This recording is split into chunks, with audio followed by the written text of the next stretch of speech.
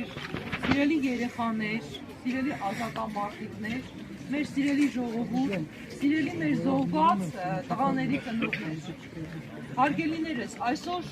այստեղ գտնվելով եւս մեկ անգամ վերապրում ենք այն ցավը,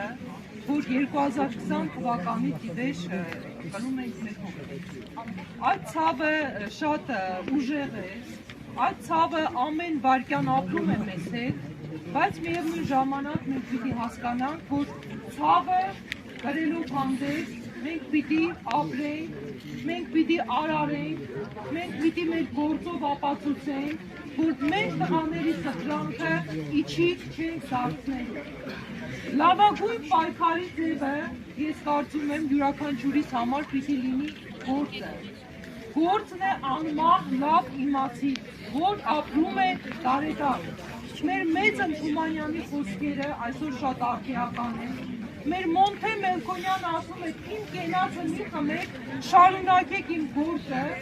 Մեր Մովսես Գորգիսյանը ասում է, սուգը հավերժ է, եթե պայքար չկա, ու այսօր մեր գործը պիտի դառնա այն պայքարի ձևը, որով մենք պիտի առաջ շարժենք։ Ուսուցիչը պիտի շարունակի կրթել, բժիշկը պիտի շարունակի ծառայել իր գործին,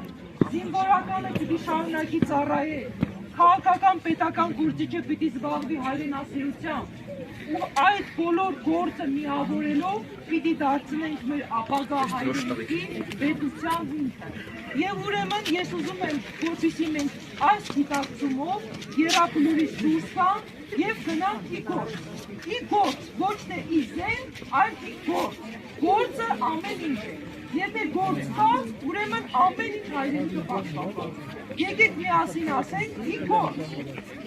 Ի գործ, հարգելիներս, ովքեր են ուզում գործել, ուրեմն ի գործ։